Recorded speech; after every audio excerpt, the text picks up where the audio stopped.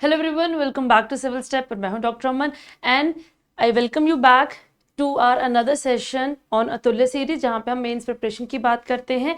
Last class में हमने internal security के ऊपर जो मॉडर्न डे वॉरफेयर है उसके ऊपर कुछ क्वेश्चंस डिस्कस किए थे। आज भी हमारे इंटरनल सिक्योरिटी के ऊपर हम अगले सेट के ऊपर क्वेश्चंस की बात करते हैं। ठीक है जी, ओके। सो अगर हम आज के टॉपिक्स की बात करें, so today will be covering जो हमारे मेन टॉपिक्स कवर होंगे आज की क्लास में। So that is money laundering, जिसमें टेरर फाइनेंसिंग के ऊपर क्वेश्चंस होंगे, फिर extremism, then we have got the topics of disturbance in north east है, थोड़ा सा कश्मीर का इशू भी है। इट इज नॉट, कश्मीर को हम टेररिज्म के साथ ज्यादा कर लेते हैं, बट जैसे हम एक्सट्रीमिज्म को देखते हैं कि extremism is because of developmental issue, के डेवलपमेंट नहीं है इसलिए एक्सट्रीमिज्म वहां पे बढ़ रहा है। नॉर्थ ईस्ट में डेवलपमेंट नहीं है तो कहीं ना कहीं प्लस कम्युनल टेंशन इतनी रहती है, तो इस वजह से वहां पे बहुत ज्यादा इंसर्जेंसी जैसी कंडीशंस हैं। तो वही कहीं ना कहीं अगर हम कश्मीर की भी बात करते हैं तो कश्मीर में भी कुछ ना कुछ एक ही डेवलपमेंट नहीं है, इस वजह से आइडियोलॉजिकली वहां पे भी डिस्टर्बेंस रहती है। तो ये जो हमारे क्वेश्चन है वो हम आज की क्लास में डिस्कस करेंगे। एंड ऑल्सो इनके सभी के साथ है एक्सट्रीमिज्म है, नॉर्थ ईस्ट है, तो इलीगल माइग्रेशन भी एक बहुत बड़ा इशू है। तो आज की क्लास में हम इन्हीं क्वेश्चंस को डिस्कस करते हैं। ठीक है जी। So the first question for the day is, okay, so illegal migration has emerged as a critical challenge to India's internal security. Analyze the various dimensions of this issue, okay, including its impact on the demographic patterns, socio-economic fabric and the national security। कि illegal migration की वजह से हमारी country के ऊपर politically, economically, socially, demographically क्या क्या impact पड़ रहा है, वो this is a very pressing issue है। अगर आप if you go to West Bengal की पॉलिटिक्स है, नॉर्थ ईस्ट में पॉलिटिक्स होती है, नॉर्थ ईस्ट में आज की डेट में बहुत सारे कम्युनल क्लैशेस हो रहे हैं, तो कहीं ना कहीं उसके पीछे इलीगल माइग्रेशन का बहुत बड़ा हाथ है। तो this is a very important current topic है और एग्जाम पॉइंट ऑफ व्यू से this topic is very very important. ठीक है ना। सो सबको हमारे क्वेश्चन में ही पता लग रहा है कि हमने कौन कौन से एस्पेक्ट्स को कवर करना है। सो इफ वी से अगर हम अपने आंसर की बात करते हैं तो आपने अपने आंसर में इन्हीं टॉपिक्स को हमने कवर करना है। ठीक है जी। सो इलीगल माइग्रेशन एक बहुत इंपॉर्टेंट एक चैलेंज प्रेजेंट करता है, ठीक है ना, टू इंडियाज इंटरनल सिक्योरिटी है, चाहे वो सोशो इकोनॉमिक बैलेंस की बात करते हैं और डेमोग्राफिक स्ट्रक्चर की बात करते हैं।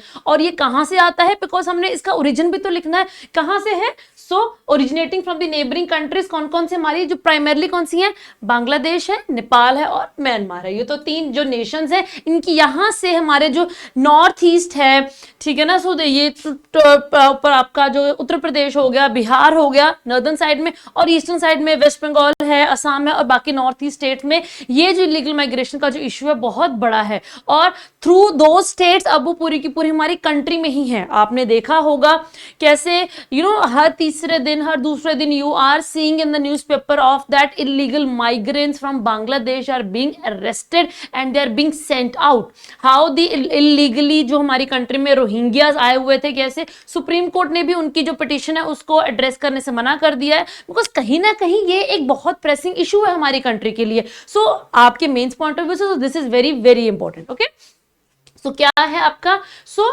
The porous borders especially in the northeast and the west bengal, so they facilitate this large scale illegal entry। ये तो हमें बहुत क्लियर है कि पोरस बॉर्डर्स की वजह से, क्योंकि जहां पे आपके बॉर्डर सील्ड होते हैं वहां पे इलीगल माइग्रेशन नहीं होती है। So let's take the example of your Pakistan, वहां से इलीगल माइग्रेशन बहुत कम है because the border is very, अगर हम पोरोसिटी की बात करते हैं तो हमारी जो वेस्टर्न बॉर्डर है विद योर पाकिस्तान है वो बहुत कम है, बिकॉज दैट कॉन्टिन्यूस पेट्रोलिंग रहती है, टेरेन आपका इतना except some parts of Jammu and Kashmir, वहां का जो आपका जो पंजाब है, राजस्थान है, गुजरात है, वहां से इलीगल माइग्रेशन काफी हद तक कम है, बिकॉज आपका टेरेन इतना सूटेबल है कि वहां पे रेगुलर पेट्रोलिंग हो रही है। जहां पे पोरोसिटी है, बॉर्डर्स पोरस होता है, तो वहां पे ही इलीगल माइग्रेशन होती है।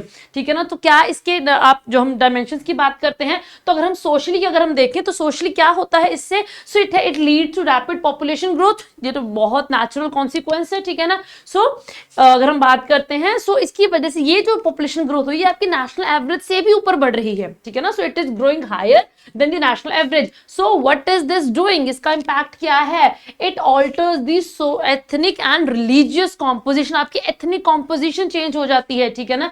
कॉजिंग सोशियो पॉलिटिकल टेंशंस, आपके पास बहुत प्रेसिंग इशू आता है between the Bodos and the illegally जो बंगालीज हैं जो बांग्लादेश से आए हुए हैं, in the Assam and the West Bengal. तो ये बहुत इंपॉर्टेंट सोशल टेंशंस क्रिएट होती हैं, ठीक है ना, causing socio political tensions particularly in Assam and West Bengal and urban areas they are seeing unplanned growth, because जहां पे इलीगल माइग्रेशन होगी या होती है, पॉपुलेशन ग्रोथ ज्यादा होती है, तो वहां पे फिर आपके स्लम डेवलपमेंट भी होती है, तो अर्बन जो आपकी ग्रोथ है वो एक बहुत ज्यादा इंपैक्ट होती है इस चीज की वजह से। ओके, सो नेक्स्ट है, अगर हम अपने नेक्स्ट डायमेंशन की बात करते हैं तो इकोनॉमिकली अगर हम देखें, so economically it impacts the informal labour market, जो आपका लेबर मार्केट है वो काफी हद तक इंपैक्ट होती है। It impacts informal labour market bye lowering the wages, because जब आपके पास इतनी ज्यादा लेबर है तो इट्स क्वाइट नेचुरल है कि आपकी जो वेजेस हैं वो कम होंगी ही होंगी, and there is an issue of displacing the locals. Okay, so then also the public services, जहां पे हेल्थ केयर आ जाता है, एजुकेशन आ जाती है, they also face increased strain, ठीक है ना, जहां पर्टिकुलरली बॉर्डर डिस्ट्रिक्ट्स में, क्योंकि वहीं पे ही ज्यादातर ये इलीगल माइग्रेशन के जो माइग्रेंट्स हैं वहीं पे ही सेटल होते हैं, ठीक है ना। Social cohesion is also disrupted, या मैंने अभी बोडोज और इलीगली जो इंडिया में एंटर हुए हैं बंगालीज जो बांग्लादेश से हैं, उनके बीच में जो सोशल टेंशन जनरेट होती हैं, तो हमने उसके बहुत बार एथनिक क्लैशेस भी हमने देखे हैं। तो जो बच्चे आप न्यूज़पेपर में पढ़ते हो, यू हैव टू उसका इंपैक्ट देखना है कि अगर ये क्वेश्चन, ये इशू है, ठीक है ना, तो इसके ऊपर कौन सा क्वेश्चन फ्रेम हो सकता है, and I have to remember this case study because I can put this as an example in my answer. You have to remember these facts, ये आपको ऐसे एग्जांपल्स को ध्यान में रखना बहुत जरूरी है, ठीक है ना। जैसे अभी हम नॉट वेरी रिसेंटली, थोड़ा सा पुरानी न्यूज है कि जब आप सबको पता है द बॉलीवुड जो एक्टर थे सैफ अली खान, उनके घर पे देयर वाज एन अटैक। तो जब वो पूरी इन्वेस्टिगेशन हुई तो क्या पाया गया कि वो जो अटैकर था that was N Bangladeshi illegally एक इलीगल माइग्रेंट था जो कि बांग्लादेश से आया था। तो आप देख सकते हैं कि कहां पे बांग्लादेश, कहां पे मुंबई और कहां पे Maharashtra. So this problem is increasing in every state of our country, तो इसका बहुत सारा इंपैक्ट हमारी कंट्री पे देखने को मिलता है, ठीक है ना। So also politically, so the presence it influences the voting pattern also, तो वोट बैंक पॉलिटिक्स आपके बहुत ज्यादा इंपैक्ट होते हैं, ठीक है ना। And from security point of view, so illegal जो माइग्रेशन रूट्स होते हैं, so they are exploited for terrorism, for smuggling and for trafficking. तो जहां पे पोरस बॉर्डर है, तो अगर माइग्रेंट्स आ सकते हैं तो टेररिस्ट भी आ सकते हैं। सो टेररिज्म हो गया, स्मगलिंग है, ठीक है ना, नार्कोटिक्स है, ह्यूमन ट्रैफिकिंग है, काउंटरफीट करेंसी है, इन सब की स्मगलिंग उन्हीं रूट से होती है, ठीक है ना। सो एज फॉर एग्जांपल आपका जो 2014 का बुर्दवान ब्लास्ट हुआ था तो वही रूट से आया था, एंड ह्यूमन ट्रैफिकिंग ऑल्सो, ठीक है ना, it takes place on a very grand scale from the India Bangladesh border region, ठीक है ना। आपकी जो एनआरसी एक्सरसाइज असम में हो रही है, ठीक है ना, सो इसने हाईलाइट की है the complexity of identifying the illegal migrants, because वो इतना ज्यादा इंटीग्रेट हो चुके हैं हमारी कंट्री में, ठीक है। सो इट इज वेरी डिफिकल्ट कि आप उनको प्रॉपरली आइडेंटिफाई कर सको और आप उनको, ठीक है ना, यू कैन मेक आउट कि आप उनको डिफरेंशिएट कर सको कि हाँ जी कौन से इंडियन नेशनल्स हैं और कौन से आपके लीगल माइग्रेंट्स हैं, because to a very great extent so these migrants have been attend the Aadhaar cards. Aadhaar is not a proof of its citizenship, it is a resident, ठीक है ना, कोई भी रेजिडेंट ओन कर सकता है आधार कार्ड। तो जब आपके पास आधार है, you are having a valid proof, तो कहीं ना कहीं इंडियन नेशनल को और एक इलीगल माइग्रेंट को आइडेंटिफाई करना थोड़ा सा कॉम्प्लेक्स हो रहा है, ठीक है ना। सो फॉर दैट, अगर जैसे दीज आर द डायमेंशंस, सो आपको अपना कंक्लूजन कैसे करना है, तो आपको एक सोल्यूशन देते हुए अपने आंसर को कंक्लूड करना है, ठीक है ना। For example, a balanced approach involving tighter border control, diplomatic cooperation and socio economic development and human treatment, ठीक है ना, जो आपकी इंटरनल पॉलिसी है, that is important to address this multifaceted issue. Okay, so coming to the next question, the growing influence of money laundering on financial terrorism and organized crime, it poses a significant threat to internal security। अब ये question आता है हमारा money laundering के ऊपर। सो क्या है the growing influence of money laundering? Okay, so let's just put it again. Okay, so the growing influence of money laundering on financing terrorism, कि मनी लॉन्ड्रिंग का टेररिज्म को फाइनेंस करने में और ऑर्गेनाइज्ड क्राइम को बढ़ाने में तो उसका जो रोल है, so दिस जो बढ़ा रहा है, that is posing a significant threat to India's internal security. आपने इस चीज को डिस्कस करना है, ठीक है ना। सो आपने बेसिकली मनी लॉन्ड्रिंग का इम्पैक्ट क्या है कि हाँ जी ये चीजें बढ़ रही हैं, ठीक है ना। So these things are getting impacted, ठीक है ना। तो उसका क्या रिजल्ट है हमारी सिक्योरिटी के ऊपर, we have to discuss this, ठीक है ना। Okay, So money laundering, the process of concealing the origin of the illicit funds. आपको सबको पता है कि मनी लॉन्ड्रिंग है कि जहां पे you are concealing कि हाँ जी आपके पास जो मनी है उसका सोर्स क्या है, ठीक है ना. So that is money laundering. Process of concealing the origin of illicit funds possesses a grave threat to India's internal security. ठीक है ना. क्या करता है? It fuels the network. एक नेटवर्क को जनरेट करता है because somehow you have to use that money to some or the other place. So it fuels a network that destabilize the country economically. वो आपकी कंट्री को economically drain out करता है, ठीक है ना. Because that money is not in the आपकी जो ऑफिशियल जो मार्केट है, ठीक है ना. So it drains destabilizes the country, making it harder for the law enforcement agencies to track and dismantle these threats. Okay, so क्या है? So जो आपकी टेरर फाइनेंसिंग कैसे होती है? So ये they are often utilized, जो आपकी जो मनी लॉन्ड्रिंग से जो आपका मनी जनरेट होता है उसको यूज किया जाता है, ठीक है ना, through hawala channels, crypto currency and shell company से. वहां से आपकी ये टेरर फाइनेंसिंग की जाती है because somehow you are putting up that money into multiple आपके जो प्लेटफॉर्म्स है, वहां से आप उस मनी को फिर यूटिलाइज करते हो for finance the terror. Okay, and for the drug smuggling also. For example NIA का 2022 में क्रैकडाउन हुआ था जम्मू एंड कश्मीर में, ठीक है ना. सो दैट एक्सपोज द हवाला लिंक्स इन टेरर फंडिंग की. हाँ जी, जो आपके टेररिस्ट के पास जितना भी आपके पास एम्यूनिशन आता है तो कहीं ना कहीं वो टेरर फंडिंग से ही आता है, और टेरर फंडिंग में आपकी जो money laundering is the main source. Okay ना. ऑल्सो जो आप 2024 में सबको पता है बेंगलोर में ब्लास्ट हुआ था, दैट ऑल्सो यूजेस रिवील्ड कि आपकी वहां पे भी क्रिप्टो करेंसी का यूज किया गया था by the ISIS funded channels, ठीक है ना. ठीक है. ऑल्सो द आपके जो एनफोर्समेंट डायरेक्टरेट के एक प्रोब में पाया गया है that the Popular Front of India, ठीक है ना, it misuses the legitimate businesses for radical agendas. तो ये क्या है कि हाँ जी अब यहाँ कहीं ना कहीं if you are using the money for you know making some और you can undertaking some of the projects which are against the security of a nation, तो you are using that money for financing some terror kind of activities. तो वही आपका फिर money laundering में जाती है, because you are not going to use your bank accounts to purchase the guns or the bombs. तो कहीं ना कहीं फिर मनी लॉन्ड्रिंग वाला यहाँ पे रूट आ जाता है. ओके, सो इम्पैक्ट क्या है? It sustains the terrorist infrastructure because जब तक बार हम पाकिस्तान को हमारे बारे में हमसे पाकिस्तान के बारे में कहना है कि हाँ जी Pakistan is a state sponsor terror state है, ठीक है ना, वो आपकी वो टेररिज्म को प्रमोट कर रही है, स्पॉन्सर कर रही है because that is using these channels. और तभी तो आपकी टेरर इंफ्रास्ट्रक्चर बंद नहीं होता है, वो डिसमेंटल नहीं होता है बिकॉज उनको बैक चैनल से सपोर्ट आ रही है, ठीक है ना. So money laundering it sustains terrorist infrastructure, aids in recruitment and propaganda and it enables arm procurement, ठीक है ना. ऑल्सो इट अगर हम बात करते हैं तो ये आपके ऑर्गेनाइज्ड क्राइम को भी प्रमोट करता है through drug trafficking, cyber crimes and real estate investments. ये यहाँ पे भी क्योंकि रियल एस्टेट इन्वेस्टमेंट्स अगर हम बात करते हैं इंडिया में majority this is undertaken in cash, ठीक है ना. ये आपकी इसका कोई भी आपके पास वो नहीं है कि you do not have the main एक आपके पास किस लेवल तक की कैश पेमेंट्स होते हैं बिकॉज जो आपके ऑफिशियल चैनल से जो रजिस्ट्रेशन होती है वो बहुत कम की वैल्यू की होती है. मेजॉरिटी ऑफ जो आपके फंड्स ट्रांसफर होते हैं वो कैश के फॉर्म में ही होते हैं. तो यहीं से यहाँ से भी आपकी वही मनी लॉन्ड्रिंग वाला केस आ जाता है, distorting the economy and fuelling corruption, ठीक है ना. अब यहाँ पे आप देख सकते हैं कि आपका जो गोल्डन क्रिसेंट है और चाइनीज लोन ऐप से बहुत ज्यादा साइबर क्राइम्स बढ़ रहे हैं, तो वो सारा आपका मनी लॉन्ड्रिंग के द्वारा ही होता है, ठीक है ना.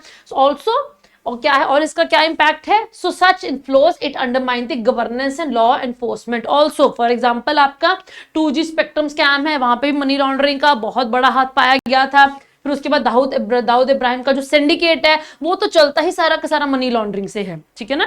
So this is how the money laundering is impacting आप हमारा जो इकोनॉमिक पूरा का पूरा सेटअप है हमारी कंट्री को, और कैसे हमारी कंट्री को इम्पैक्ट कर रहे हैं. So what should be done, because मैंने लास्ट क्लास में भी डिस्कस किया था and I discuss this in are regularly हमारे क्लासेस में. आई ऑलवेज डिस्कस कि आपको अपने आंसर को एक पॉजिटिव एस्पेक्ट पे कंक्लूड करना है, ठीक है ना.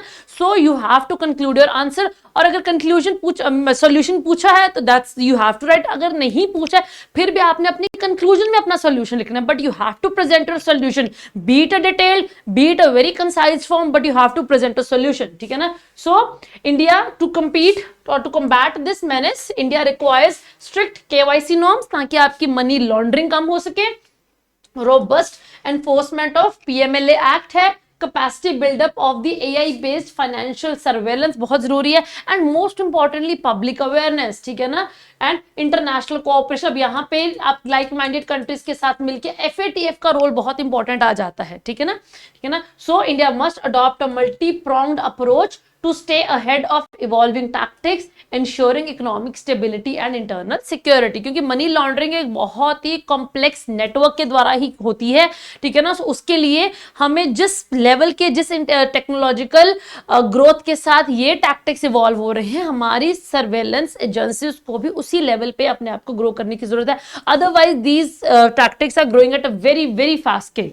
Okay okay, so next question आता है हमारा, How can the local community involvement enhance internal security? में yes, very simple, very easy, and I guess ये सबको पता है कि हाँ आप local community involvement से कैसे अपनी country की internal security को enhance कर सकते हैं, and build resilience against radicalisation extremism, ठीक है ना। जब भी हम रेडिकलाइजेशन को कम करने की बात करते हैं, एक्सट्रीमिज्म को कम करने की बात करते हैं, अलोंग विद द सॉल्यूशंस की, हाँ जी सो एंड सो आप पॉलिसी फॉर्मुलेट कर लीजिए, सो एंड सो एक प्लान फॉर्मुलेट कर लीजिए। सबसे एक इंपॉर्टेंट हम हमेशा कहते हैं कि that you have to rope in the community, आपको वहां पे कम्युनिटी अवेयरनेस, कम्युनिटी डेवलपमेंट बहुत जरूरी है। तो यही पूछा गया कि हाँ जी कम्युनिटी इन्वॉल्वमेंट कैसे इन इश्यूज को काउंटर करने में हेल्प करती है, ठीक है ना। So what is community involvement, क्या होता है, बहुत इजी है। So that is where your the local community is involve, ठीक है ना। So local community involvement for that is the participation of the civil society, religious leaders, youth, women, ठीक है। जब ये सारे पार्टिसिपेट करते हैं, फॉर एग्जांपल जो ड्रग चैनल्स होते हैं हमारी कंट्री में, बहुत ज्यादा जो सिंथेटिक ड्रग है, जो ड्रग्स का इशू बहुत ज्यादा है, तो अगर आपने ड्रग्स के इशू को कम करना है तो आपके ईयर्स एंड आईज वहां के लोकल लोग हैं, तो दे अगर those people are coming to tell you that so and so family, so and so person is involving in this drug racket, तो बहुत इजीली आप उस इशू को कम्बैट कर सकते हो। तो वही सारे लोग हैं जो आपकी लोकल कम्युनिटी इन्वॉल्वमेंट में आएंगे, ठीक है ना। So they play a critical role in preventing and countering the violent extremism and radicalization.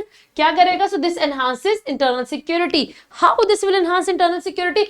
By creating grassroots vigilance and grassroots vigilance network and foster resilience against extremist ideologies. क्योंकि अगर आपको अगर community को लग रहा है कि हाँ जी so and so person या so and so platform is promoting radicalization, then you at your level will take initiative, or you as a community, you as a panchayat will take initiative to आपकी उस ideological जो radicalization हो रही है उसको आप counter कर सको, ठीक है ना। सो कि कैसे क्या किया जाता है? सबसे पहले लोकल विजिलेंस है। So this is the foremost आपके जो हमारी जो कंट्रीब्यूशन है। So community members they observe the early sign of radicalisation, ठीक है ना, और suspicious activities. So effective communication with the security agencies can lead to timely reporting and intervention, ताकि रेडिकलाइजेशन को हम उसी जगह पे ही खत्म कर सके।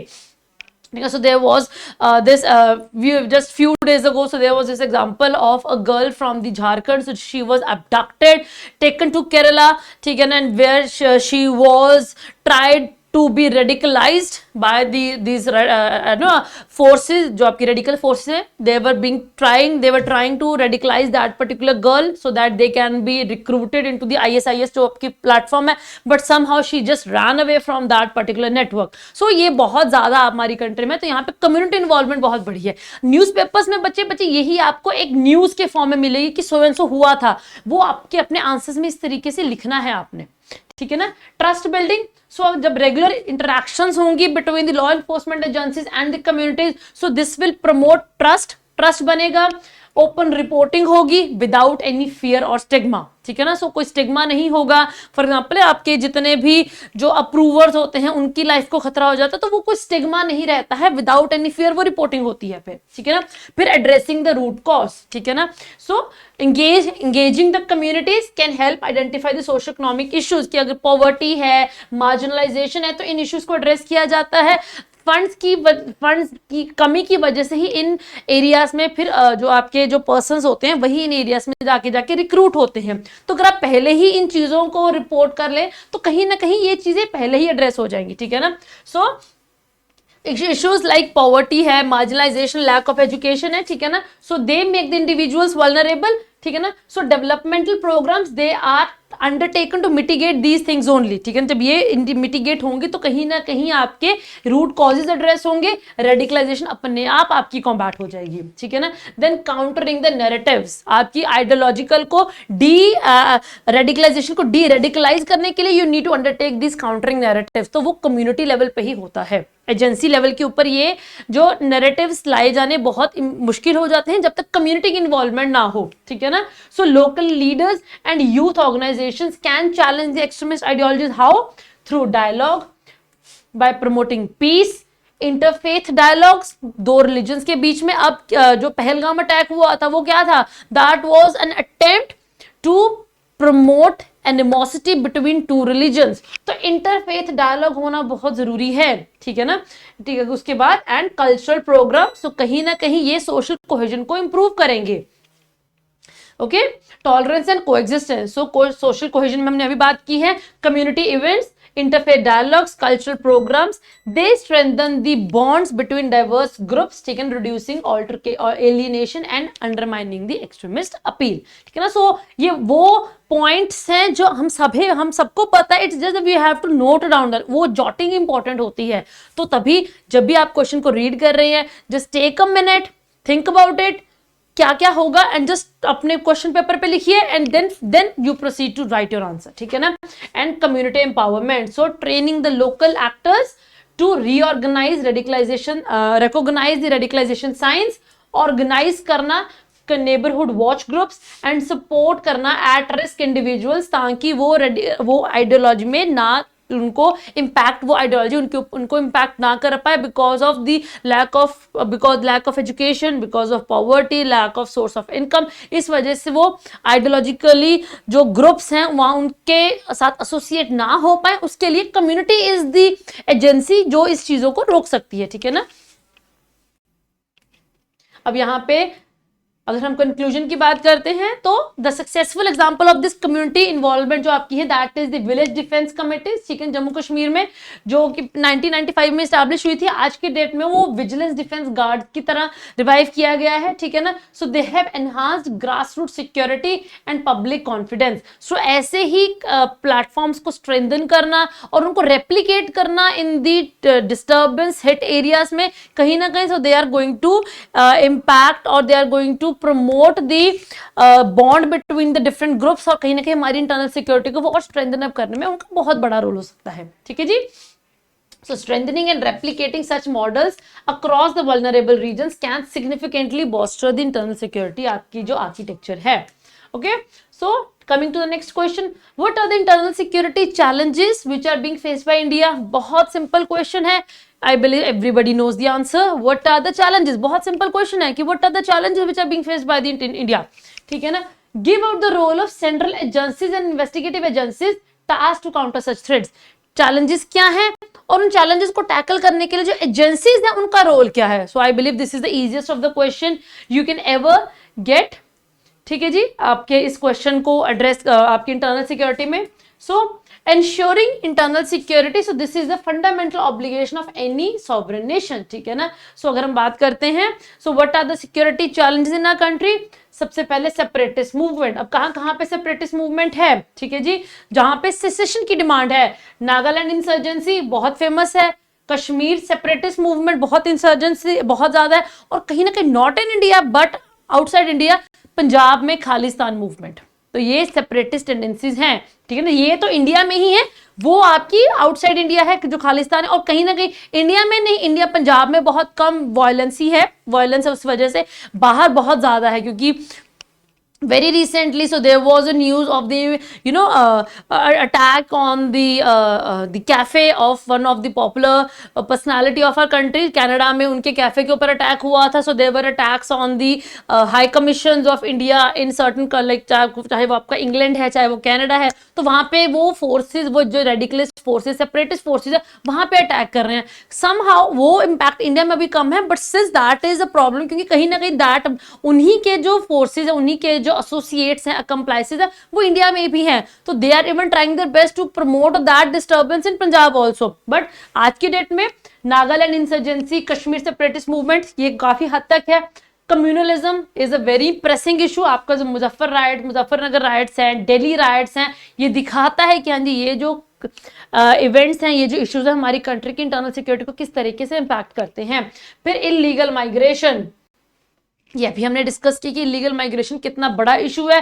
फिर left wing extremism, red corridor जिसको बोला जाता है, ठीक है ना। सो अभी बात रेड बस्तर हो गया, छत्तीसगढ़ में दंतेवाड़ा है, ठीक है ना। तो ये जो है ये कहां से ओरिजिनेट करते हैं? Because of poverty, because of land alienation, और जो भी प्रेसिंग इश्यूज हैं आपके उन्हीं को ही एक्सप्लॉइट किया जाता है बाय दिस ग्रुप्स, जो माउस ग्रुप्स हैं, और वहीं से आपकी ये इश्यूज सारे शुरू होते हैं, ठीक है ना। तो कौन कौन सी अब एजेंसीज हैं who are tasked to address these issues? कौन कौन सी हमारी एजेंसीज हैं, ठीक है ना। So we have got certain specialised agencies, so we have got NIA, ठीक है ना। So it is the India's leading anti terror agency है, ठीक है ना, which plays very important role in promoting the internal security or to counter the challenges which might impact the internal security. Example Pulwama attack है, वहां पे NIA का बहुत important role है, क्योंकि वो भी तो खाली पाकिस्तान के सेपरेटिस्ट मूवमेंट से ही तो आया है, ठीक है ना। फिर IB responsible for the internal security, domestic intelligence के लिए, फॉर एग्जांपल 2008 के जो दिल्ली ब्लास्ट हुए थे, ठीक है ना। फिर raw, it handles the external intelligence, ठीक है ना, जैसे आपका पाकिस्तान हो गया, चाइना हो गया। फिर सीबीआई, सो इट आपके जो इन्वेस्टिगेट करते हैं हाई प्रोफाइल केसेस को, ठीक है ना, and works with Interpol including the Vijay Mallya extradition case, तो ये भी उनके साथ ही एसोसिएटेड है। NCB fight the narco terrorism, जहां पे ड्रग स्मगलिंग, मनी लॉन्ड्रिंग वाला केस यहाँ पे जाता है, ठीक है ना। फॉर एग्जांपल इनका जो काम है हमने देखा ही है, जो रिसेंट क्रैकडाउन्स हुए हैं मुंबई में, गोवा में, जो कार्टल्स ऑपरेट कर रहे हैं, तो इनको जो एड्रेस करते हैं वो यही करते हैं आपके एनसीबी। फिर डीआरआई, ठीक है ना, जो आपका जो डायरेक्टोरेट है ऑफ रेवेन्यू इंटेलिजेंस, वो क्या करता है? So it prevent smuggling and financial crimes हैं, जो आपके पैसे के फाइनेंशियल सोर्सेज से जो एसोसिएटेड होते हैं, ठीक है ना। So it has recently seized 21,000 CR worth of heroin at the Mundra port. तो दीज आर द एग्जांपल्स। अब ये आपको न्यूज मिलती है इन न्यूज़पेपर, इनको अपने आंसर्स में आपको इस तरीके से लिखना होता है, तभी you are giving the examiner a view point that yes you are analysing the issues in our country with the जो आपके ब्रॉडर एस्पेक्ट्स हैं, जो आपके ब्रॉडर टॉपिक्स हैं, ठीक है ना। So to ensure the lasting internal security in our country, India must enhance inter agency coordination, adopt क्या करना है? एडवांस टेक्नोलॉजीज, स्ट्रेंथन करनी है लीगल फ्रेमवर्क्स को, and promote community engagement in countering the threats. Okay, ठीक है जी। चलिए नेक्स्ट आता है हमारा question, discuss the linkages between development and extremism in India. So this is a very obvious question. अगर जब भी हम इंटरनल सिक्योरिटी पढ़ते हैं तो सबसे पहला क्वेश्चन हमारे दिमाग में यही आता है कि हाँ जी ये पूछा जा सकता है, क्योंकि एज इट इज आपके टॉप सिलेबस का पार्ट है, ठीक है ना। Linkage between the development and extremism, ये this is written in the syllabus. वही आपका क्वेश्चन फ्रेम होता है कि what are discuss the linkages between development and extremism, how can the government address the root cause of violent movement that challenge the internal security of the country। Extremism के साथ जो associated जो वायलेंसी होती है वो कैसे हमारी कंट्री की इंटरनल सिक्योरिटी को इंपैक्ट करती है। Illustrate your answer with suitable examples. So बहुत बहुत क्लियरली लिखा है कि आप यहाँ पे तो क्वेश्चन में आया है कि आपको अपने आंसर में एग्जांपल्स को यूज करना है। Without examples your answer does not hold any significance, does not hold any value. अगर नंबर लेने हैं तो you have to write the examples, ठीक है ना। सो एक्सट्रीमिज्म इन इंडिया, चाहे वो लेफ्ट विंग एक्सट्रीमिज्म के फॉर्म में है, चाहे वो रिलीजियस रेडिकलाइजेशन की फॉर्म में है, चाहे वो एथनिक इंसर्जेंसी की फॉर्म में है, चाहे वो सेसेशनिस्ट मूवमेंट्स की फॉर्म में है, ये सारे ही जो एस्पेक्ट्स हैं एक्सट्रीमिज्म के, ये हमारी कंट्री की इंटरनल सिक्योरिटी को बहुत बड़े लेवल के ऊपर इंपैक्ट करते हैं, ठीक है ना। सो अगर हम common threat across these movements is the under development, and अगर हम बात करते हैं सोशो इकोनॉमिक मार्जिनलाइजेशन, जहां पे अंडर डेवलपमेंट होगी, जहां पे सोशो इकोनॉमिक मार्जिनलाइजेशन होगी, प्राइमरीली कहां पे? रूरल रीजन्स में और ट्राइबल रीजन्स में, बिकॉज ये रिसोर्स रिच रीजन्स होते हैं जहां से माइनिंग की जाती है। The country is gaining from their raw materials, in return they are not getting that जो उनको जितना उनका शेयर होना बनता है उनको नहीं मिलता है। तो this vacuum is being exploited by the secessionist forces, और वहीं से ही फिर आपकी एक्सट्रीमिज्म जनरेट होती है। तो how the development is associated with the extremism, ठीक है ना। So in the left wing extremism affected area, चाहे वो आपका छत्तीसगढ़ है, झारखंड है, उड़ीसा है, महाराष्ट्र, बिहार है, लैक ऑफ बेसिक इंफ्रास्ट्रक्चर, क्योंकि लिंकेज पूछे ना डेवलपमेंट और एक्सट्रीमिज्म के बीच में, so the lack of basic infrastructure, जहां पे डेवलपमेंट ही नहीं है, चाहे रोड के फॉर्म में है, चाहे हेल्थ केयर के फॉर्म में है, चाहे एजुकेशन के फॉर्म में है, माइनिंग होती है यहाँ पे, तो चाहे डिस्प्लेसमेंट के फॉर्म में है, limited access to banking, it fuels discontent. Primarily तो ये चीज है जहां पे डिसकंटेंट होता है, ठीक है ना। So lack of basic infrastructure it fuels discontent, ठीक है ना। सो जितनी भी आइडियोलॉजीज हैं ये यही पे ही थ्राइव करते हैं, so they thrive in these governance vacuum only, ठीक है ना। Offering the narratives of resistance and justice, कि जहां पे स्टेट नहीं है फिर वहां पे ये जो फोर्स है वो they try to deliver the justice, ठीक है ना। एग्जांपल जो दंतेवाड़ा डिस्ट्रिक्ट है छत्तीसगढ़ में, वहां पे इतना इन्फ्लुएंस क्यों है? Because of historical neglect and alienation. Historically वहां पे डेवलपमेंट पहुंची ही नहीं है, तभी तो वहां पे माओइज्म इतना ज्यादा है, ठीक है ना। सो ये इशू है। सो क्वेश्चन क्या था कि हाँ जी व्हाट इज द इशू, कि क्या इशू है और कैसे गवर्नमेंट इस चीज को एड्रेस कर सकती है। So India has adopted a dual strategy of development and security. सबसे पहले इंफ्रास्ट्रक्चर पुश, क्योंकि आपको डेवलपमेंट करने की जरूरत है, वो it is the lack of development only which has lead to this extremism. So number 1 it is your development, so infrastructure push. So schemes like special infrastructure scheme, जिसके under आपके roads बनती हैं, telecom towers install किए जाते हैं, schools जो Eklavya schools है, आपके जो ट्राइबल स्कूल्स हैं वो उनको बनाया जाता है to bridge the gaps in the remote areas। सबसे पहले the infrastructure push, फिर skilling and employment of initiative. अगर आपके हाथ में नौकरी है, if you are earning, then why will you get engage in the radicalisation? Nobody is going to engage because a person who is going, जिसने 9 to 5 job करनी है, वो कभी भी माओइज्म में, एक्सट्रीमिज्म में, रेडिकलाइजेशन में नहीं जाएगा, ठीक है ना। So skill development and employment opportunities, जिसमें आपका प्रोग्राम सच एज ITIs हैं जो आपका बहुत बड़ा रोल प्ले करते हैं। यहाँ पे स्किल डेवलपमेंट सेंटर्स हैं आपके इन एरियाज में, so they offer youth alternatives to militancy. Militancy के अलावा ऑल्टरनेटिव दिए जाते हैं स्किल डेवलपमेंट में, so they can work in any government sector also, even they can start their own businesses also, ठीक है ना। फिर community outreach, ठीक है ना, जहां पे आपका civic aviation programs हैं जो CAPF की तरफ से चलाया गया है। it builds trust through health camps, sports and local engagement. अब बच्चे ये जो पॉइंटर्स है ना, ये आपके न्यूज़पेपर में एक न्यूज आती है, उसको आपने अपने आंसर में कैसे इनकॉर्पोरेट करना है। So this is how you have to incorporate such points in your answer. Without this thing, this point does not hold any value, ठीक है ना। चाहे क्वेश्चन में लिखा है ये विद एग्जांपल दीजिए, एग्जांपल के बारे में नहीं लिखा है, you are suppose to write examples. Otherwise जब तक आप अपने आंसर को वैलिडेट नहीं करोगे by giving the examples, your answer does not hold any value, ठीक है ना।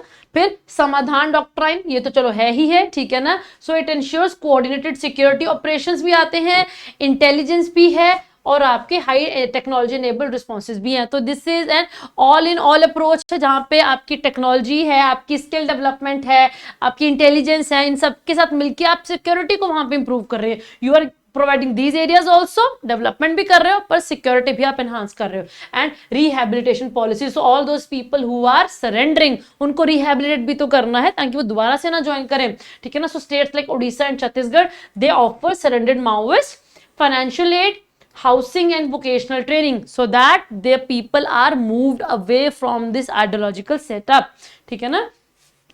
ये तो चलो हम पढ़ते ही हैं, हर तीसरे दिन कोई ना कोई माओविस्ट सरेंडर कर रहे हैं। So this is what you have to write in your answer, ठीक है ना। सो सस्टेनेबल पीस अगर हमने लानी है, so that demand inclusive development. अगर हमने इन एरियाज में डेवलपमेंट लानी है तो we need to promote inclusive development, responsive governance and continued community engagement. ये 3 चीजें बहुत जरूरी हैं, जिसके बिना आपकी ये जो एक्सट्रीमिज्म है, रेडिकलाइजेशन, आप इसको काउंटर नहीं कर सकते हो, ठीक है, ठीक है ना। So to eliminate the root cause of extremism to take hold, okay, ठीक है जी, क्लियर है बच्चे। कोई भी डाउट है then feel free to discuss it with us, because ये कहीं ना कहीं आपके लिए इंपॉर्टेंट है, so that you get hold कि क्वेश्चंस को किस तरीके से आपने अप्रोच करना है। We keep on reading the stuff, we are reading and reading and reading, but we do not know how to apply that content in your answers. इसी वजह से हमारा ये अतुल्य प्रोग्राम है। In case you are having any issue, you are कहीं भी आप you are thinking कि नहीं आपको नहीं समझ आ रहा है, आपने कोई न्यूज़ पढ़ी है उसको कैसे इनकॉर्पोरेट करना है, feel free to reach out to us, we are all there to help you out. Okay, so next question आता है, analyse major factors behind the persistence of left wing extremism in certain regions of India.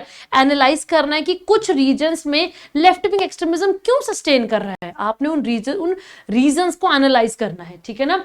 Suggest करने हैं Myers को. सो दो part हैं, एक तो reason factors को रीजंस को एनालाइज करना है, दूसरा आपने मेयर्स को सजेस्ट करना है to combat this threat effectively. So how can you, ठीक है ना, काउंटर कर सकते हैं इन आइडियोलॉजीज को कि क्यों ये एक्सट्रीमिज्म आपका सस्टेन कर रहा है और आप इसको कैसे काउंटर कर सकते हैं. तो सबसे पहले will be starting with introduction में यू आर राइटिंग, सबसे अच्छी इंट्रोडक्शन होती है जहां पे you are writing a fact in your आपकी इंट्रोडक्शन में, ठीक है ना. सो लेफ्ट विंग एक्सट्रीमिज्म और द नक्सलाइट मूवमेंट की सिक्योरिटी चैलेंज है, ठीक है ना. So despite a 53% drop in LWE cases from 2010 to 2022, 53% drop हो गया, फिर भी ये परसिस्ट कर रहा है in certain areas of the country. क्यों कर रहा है, दिस इज द क्वेश्चन. क्यों अभी भी परसिस्ट कर रहा है.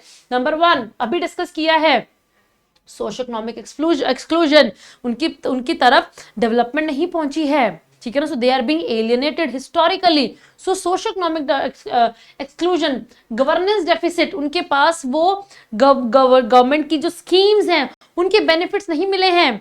आपकी चाहे वो आयुष्मान स्कीम है, आपकी मनरेगा स्कीम है, जितने भी गवर्नमेंट की स्कीम उनके बेनिफिट उनको नहीं मिले हैं. गवर्नेंस डेफिसिट है वहां पे, रोड्स नहीं बनी है, स्कूल्स नहीं बने हैं, हेल्थ केयर जो PHCs है, ठीक है ना, फिर आपके जो टर्शरी सेंटर्स हैं वो वहां पे नहीं बने हैं, ठीक है. तो कहीं ना कहीं weak administration plus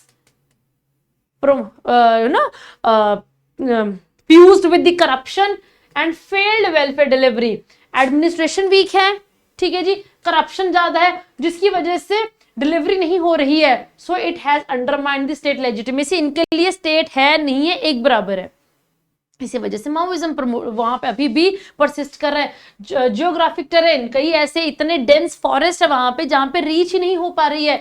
dense forest like Jharkhand है, छत्तीसगढ़ है, उड़ीसा है. So they offer insurgents operational advantages. जो गुरिल्ला वॉरफेयर की जो टैक्टिक्स है, तो these people are masters of these guerrilla warfare tactics. और डेंस फॉरेस्ट में फिर वो एजेंसीज का पहुंचना थोड़ा सा डिफिकल्ट हो जाता है, ठीक है ना. आइडियोलॉजिकल अपील, हाँ जी, that the government does not care about you. This just the government does not care about you. So this statement in itself, because आपके पास ये नहीं है, ठीक है ना. So this means government does not care about you. तो ये जो आइडियोलॉजिकल अपील है, ये जो नैरेटिव चलाया जाता है, ये कहीं ना कहीं एक्सट्रीमिज्म को सस्टेन करके रखती है, ठीक है ना. तो रिस्पॉन्स क्या है, सबसे पहले security operations, because first of all you have to get rid of those forces जो इन ऐसे नैरेटिव्स को चला रहे हैं. बिकॉज यू कैन नॉट, आप इनको काउंटर नहीं कर सकते हैं, आपको लोगों की तरफ अपना काउंटर नैरेटिव लगाना पड़ेगा. वो काउंटर नैरेटिव तभी चलेगा जब तक ऐसे जो आपके जो माओविस्ट है जब वो उनको हटाया जाएगा, ठीक है ना. सो इंटेलिजेंस लेड ऑपरेशंस लाइक जो डॉक्ट्राइन समाधान है, ठीक है ना, यूजिंग फोर्सेस लाइक कोबरा है, ग्रे हाउंड्स हैं, ये बहुत बड़ा रोल प्ले करते हैं इन इंप्रूविंग दी सिक्योरिटी ऑपरेशन. फिर इंक्लूसिव डेवलपमेंट, अभी हमने बात की थी CAPF की स्कीम की, अभी हमने बात की थी एकलव्य मॉडल की, एकलव्य स्कूल की, ठीक है ना. अभी हमने बात की थी कि रोड्स को बनाना, टेलीकॉम और जो टावर्स है उनको लगाना. तो ये डेवलपमेंट बहुत ही इंपॉर्टेंट है. एस्पिरेशन डिस्ट्रिक्ट स्कीम है जो आपकी, जो एस्पिरेशन डिस्ट्रिक्ट प्रोग्राम है, ठीक है ना. फिर ये बहुत बड़ा रोल प्ले करते हैं. फिर उसके बाद आपका जो प्रोविजन है कि आपकी जितने भी माइनिंग रीजन से जो आपको रॉयल्टी मिलती है उसका 10% आपको उसी रीजन में ही इन्वेस्ट करना है, ठीक है ना. तो ये इंक्लूसिव डेवलपमेंट को प्रमोट करने के लिए. फिर रिहैबिलिटेशन करना और कम्युनिटी को एंगेज करना, ठीक है ना, to build trust in this region through grass root governance. Grass root governance आपने प्रमोट करनी है, तभी ये जो सस्टेन हो रहा है इतना कुछ करने के बावजूद, वो तभी आप उस चीज को काउंटर कर पाओगे, ठीक है ना. So the lasting solution to left wing extremism requires a balanced approach that addresses security concerns while promoting inclusive development. इन्हीं चीजों को लिखना है बट एक फॉर्म में लिख देना है, but you need, because you need to write a conclusion, ठीक है ना. strengthening the governance, empowering the local communities through sustained engagement and trust building. ये एक दिन में बच्चे ऐसे स्टेटमेंट्स नहीं फ्रेम होते हैं. You need to practise writing again and again and again. जब तक प्रैक्टिस नहीं करोगे, you need to write every day. अगर मेंस को मास्टरी करनी है तो you have to write every day, whether you know whether you do not know. You just read a question, you read the content. आपके पास question भी है, आपने कंटेंट भी रीड कर लिया. Just try to put that content in your answer. अपनी vocabulary development देखिए किस लेवल पे है और आपको और क्या करने की जरूरत है. ठीक है जी. ओके, सो नेक्स्ट क्वेश्चन है, discuss the factors giving rise to recurring internal security threats in the north east. अभी हमने लेफ्ट विंग एक्सट्रीमिज्म की बात की है. अब ये क्वेश्चन आ जाता है नॉर्थ ईस्ट में कि आपने फैक्टर्स बताने हैं जिसकी वजह से जो रिकरिंग राइज हो रहा है आपका इंटरनल सिक्योरिटी जो थ्रेट्स हैं हमारे नॉर्थ ईस्ट में, उसके फैक्टर्स क्या हैं, उसके कॉजेज क्या हैं, क्यों बढ़ रहे हैं कॉजेज, क्यों बढ़ रहे हैं. सो इंट्रोडक्शन में, सो नॉर्थ ईस्ट कंप्राइजिंग दी आपकी जो स्टेट्स हैं 7+1 हम कहते हैं, 7 सिस्टर्स +1 ब्रदर माना जाता है. ठीक है ना, 8 स्टेट्स हैं. So they have faced long phase internal security threat जिसमें आपकी इंसर्जेंसी आ जाती है, एथनिक स्ट्राइफ्स आ जाते हैं, इकोनॉमिक निग्लेक्ट आ जाता है and cross border infiltration. So the recent ethnic violence जो मणिपुर में हुआ है, Kukis, Nagas, Meiteis, so it has once highlighted the fragility of this particular region कि क्यों it is important कि आपको इस region में डेवलपमेंट करने की जरूरत है. बिकॉज पिछले 2 साल से ये since 23 this is undertaking, 2 साल से ये कंफ्लिक्ट हो रहे हैं. It is high time that we stop all this. हमें इस चीज को खत्म करने की जरूरत है. तो what are the factors behind this recurring rise of threats. Number 1, economic marginalisation.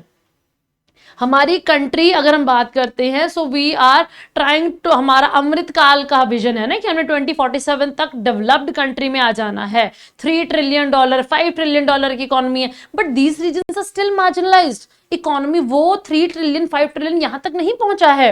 इसी वजह से इंसर्जेंसी की राइज हो रही है. ठीक है ना, यही रीजन है. ठीक है ना. So poor infrastructure, limited industrialization and high youth unemployment create fertile grounds for insurgency recruitment. Then ethnic diversity and alienation. ठीक है ना. So 200 tribes हैं यहाँ पे. Many communities feel culturally and politically excluded, fueling separatist demands. Left wing extremism और north east में कोई बहुत ज्यादा फर्क नहीं है. ठीक है ना. बस ये कि नॉर्थ ईस्ट में एथनिसिटी इतनी ज्यादा है कि वो इंटर एथनिक स्ट्राइप्स की वजह से भी एक बहुत बड़ा कंफ्लिक्ट पैदा हो जाता है जो कि रेड कॉरिडोर में नहीं है, बट मेन समहाउ इश्यूज वही हैं.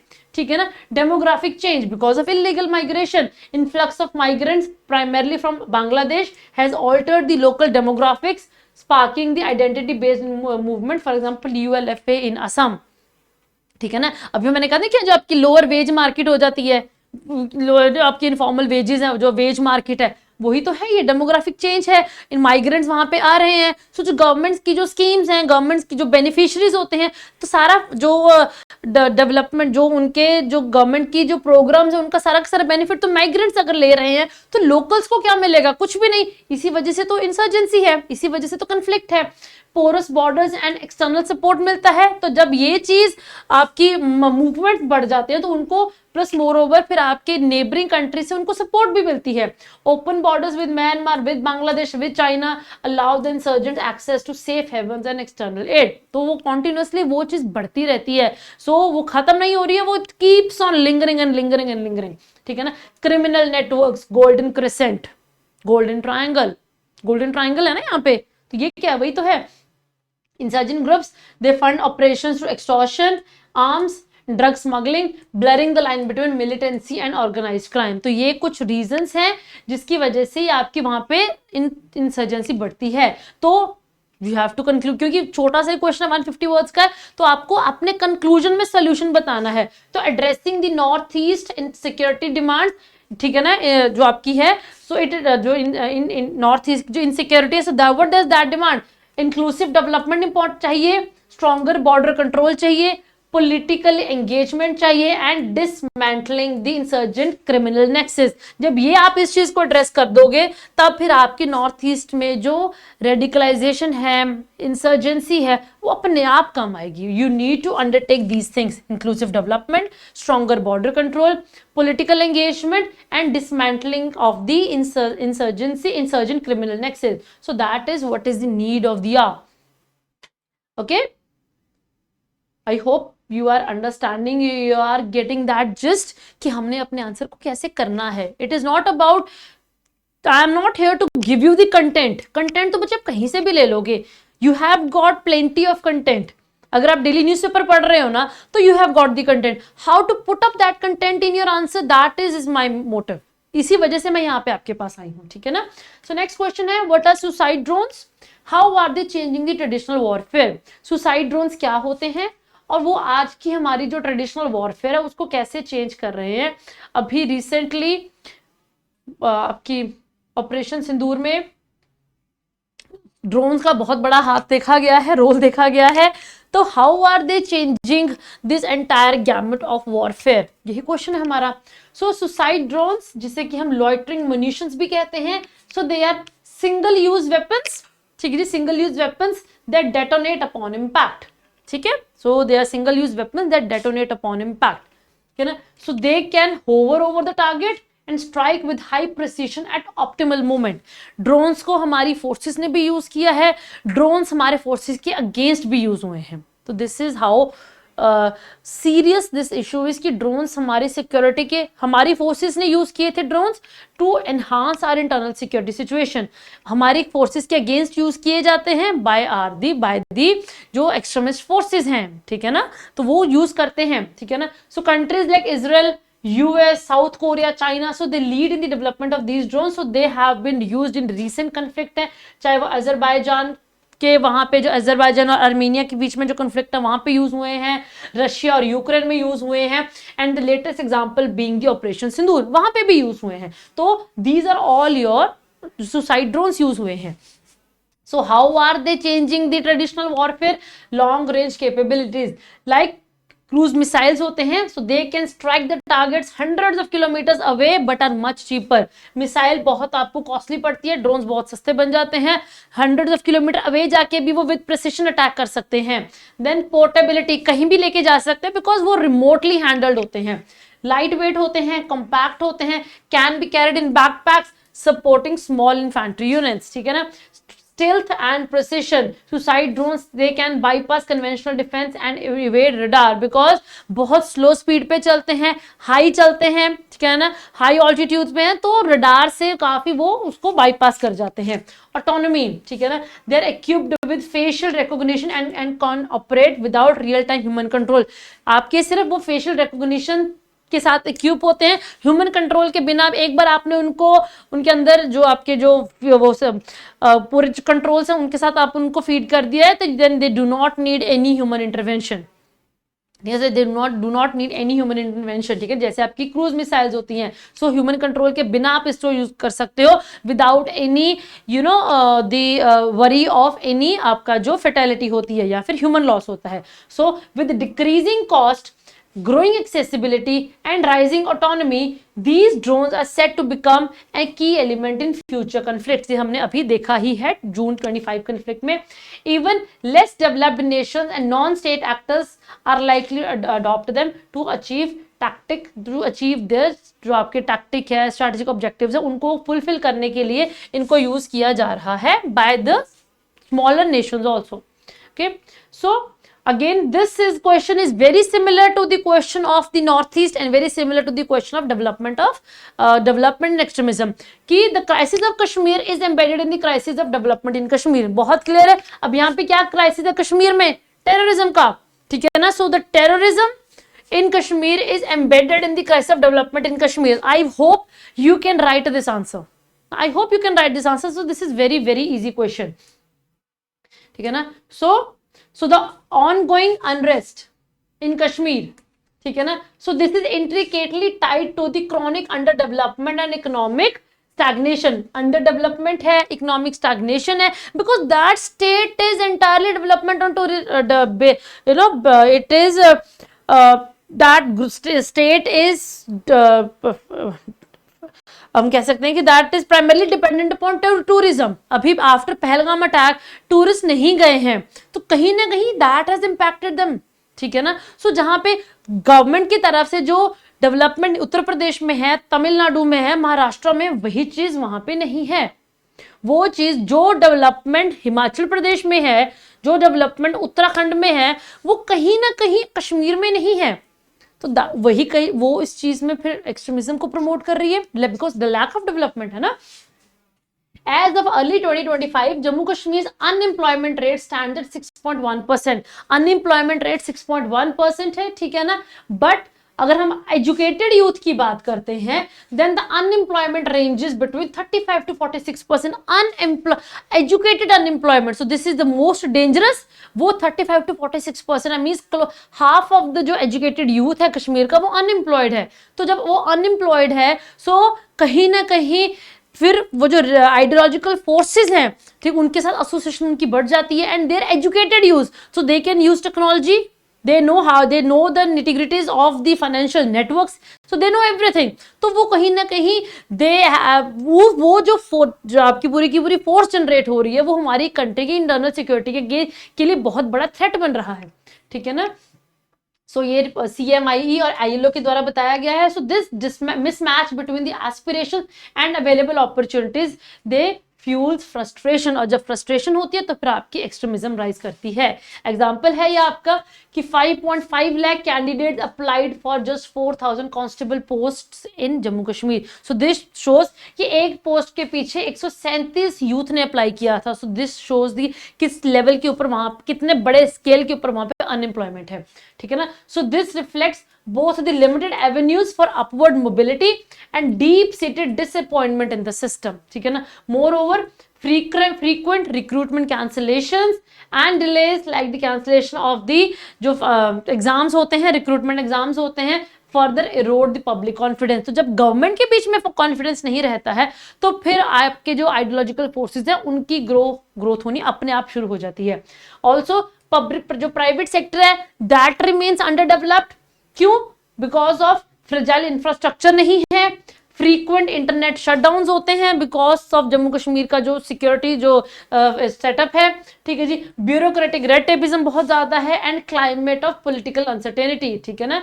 So for instance, despite the initiatives like startup India and digital India, Kashmir has seen minimal traction in the IT and service based sectors. Startup India, digital India, इतने आपके जो programmes के होने के बावजूद जम्मू कश्मीर में IT सेक्टर की ग्रोथ बहुत कम देखी गई है, ठीक है ना। सो ये आपके कुछ फैक्ट्स हैं जो बताते हैं कि हाँ जी वहां पे डेफिनेटली देयर इज बहुत ज्यादा डेवलपमेंटल इश्यूज हैं, इसी वजह से वहां पे क्राइसिस हो रहे हैं, क्योंकि आपने वो डेवलपमेंटल इशू बताना है ना। तो व्हाट इज दिस इम्पैक्ट क्या है? So the consequences are stark, youth alienation manifests in the mental health crisis, rising depression, anxiety and even suicide attempts, particularly among the graduates.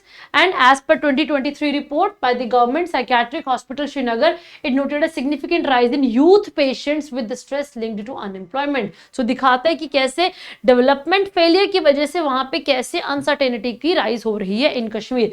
So regions internal security challenge it's inseparable from its development deficit. So उसके लिए we require a multi-pronged approach. I told you, you need to write the solution in the conclusion. So you need to write the solution. We need a multi-pronged approach. क्या है? Infrastructure में invest होना, promote करना industries को, entrepreneurship की training उनको देना, because we have to promote training. हमें स्किल, यूथ को स्किल देनी बहुत जरूरी है, so that they are not just dependent upon the government posts. हाँ, definitely that is also important कि जो आपकी वैकेंसीज है उनको फिल करना जरूरी है एंड टाइमली होना जरूरी है, पर उनको स्किल देनी भी बहुत जरूरी है। मेंटल हेल्थ सपोर्ट करना and alignment of education with the market need. Market को क्या चाहिए, उसके बेसिस के ऊपर हमें अपनी एजुकेशन पॉलिसी को भी चेंज करने की जरूरत है, to turn frustration into productivity and alienation into opportunity. So a very important line, we need a multi pronged approach. किस चीज के लिए? To turn frustration into productivity and alienation into opportunity. A very very important ये जो statement है, clear है जी? Okay, सो अब हमारा जो नेक्स्ट आता है, so this is going to be the last question for the day. To what extent are the international organisations and collaborations effective in controlling terror financing across the globe? जितने भी हमारी international organisations हैं, agencies हैं, वो आपकी terror financing को control करने में किस हद तक वो सफल हुई हैं? टू व्हाट एक्सटेंट, किस हद तक सफल हुई, हमने वो बताना है कि हाँ ये ठीक है ना। So to what extent are they successful? So आपकी जो इंटरनेशनल ऑर्गेनाइजेशंस हैं, सो दे हैव प्लेड और they are playing a very important role in controlling the terror financing. FATF, so this has been at the forefront, ठीक है ना, setting up the global standards and pressurising the countries to strengthen their anti money laundering and countering the terror financing frameworks, ठीक है ना. For instance, Pakistan was placed on the grey list of the FATF from 2018 to 2022, ठीक है ना, compelling to tighten their regulations and take punitive actions against terror linked groups such as Lashkar-e-Toiba and आपकी Jaish-e-Mohammed. So ये FATF की जो हम कह सकते हैं कि उनकी इफेक्टिव और स्ट्रिंजेंट रेगुलेशंस की वजह से ही ये किया गया है. Similarly, United Nations Security Council, ठीक है ना, through its sanctions committee that is designating the individuals and the entities associated with the terrorism, ठीक है ना, freezing their assets, restricting their movement. For example, the listing of Masood Azhar, ठीक है जी, जय आपके हाफिज सईद, ठीक है ना. सो कहीं ना कहीं इट इज अ की सक्सेस ऑफ मल्टीलेटरल डिप्लोमेसी. जब क्योंकि इनकी लिस्टिंग कहीं ना कहीं इनके एसेट्स को फ्रीज करती है, और जब एसेट्स फ्रीज होते हैं तो फिर आपके जो टेरर फाइनेंसिंग होते हैं उसके ऊपर यू हैव कि वो आप उस चीज को होल्ड कर सकते हो, ठीक है ना. So collaboration among agencies like Interpol है, एगमेंट ग्रुप है, यूरोपोल है, so they also enhance information sharing, ठीक है ना. सो हाउएवर ये this is how it is doing it. However effectiveness is uneven due to political interest, ठीक है ना. इफेक्टिव जो जिस लेवल के ऊपर इनका इम्पैक्ट होना चाहिए वो कम है, ठीक है ना, due to political interest of certain nations, for example Pakistan, for example Turkey, for example Azerbaijan, ठीक है ना. lack of enforcement in some regions and evolving use of technologies like cryptocurrency by the terrorists, ठीक है ना. so FATF का जो mutual evaluation है, ठीक है, जो कंट्रीज एक दूसरे की म्यूचुअल इवैल्यूएशन असेसमेंट करते हैं, so assesses national compliance with anti money laundering and counter terror norms हैं. अगर हम इंडिया की बात करते हैं तो इंडिया ने टेक्निकल कंप्लायंस में इंडिया बहुत अच्छा रोल प्ले किया है, but it remains in a regular follow up category. क्यों? Because of low prosecution rate. हम अरेस्ट तो कर लेते हैं बट प्रोसिक्यूशन रेट बहुत कम है, ठीक है ना. So globally 69% of jurisdiction still show major gaps in convicting terror financing cases. जब तक वो आप कन्विक्ट नहीं करोगे तब तक you are not stopping that network, आप उसके ऊपर एक फुल स्टॉप नहीं लगा रहे हो, ठीक है ना. So stronger prosecution and tighter control, this is required. What is required? So stronger prosecution and tighter controls over digital finances are crucial to maximize this global framework impact.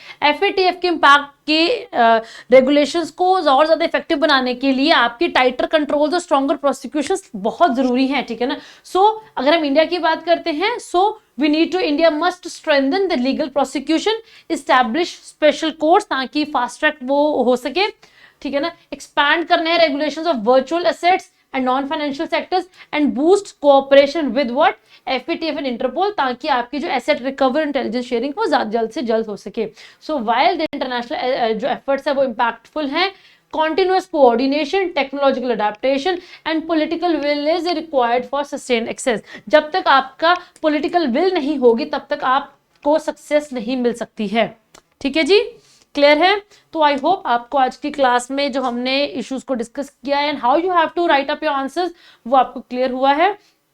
So these are the questions for the day, very easy questions, ठीक है ना. आपको, ठीक है ना, so just try to attempt these questions. अगर try to write down the answer. आपको अपना एक स्ट्रक्चर बनाने की जरूरत है. In case you are having any doubt, अगर आपको कुछ नहीं समझ आ रहा है then feel free to discuss it with us, ठीक है जी.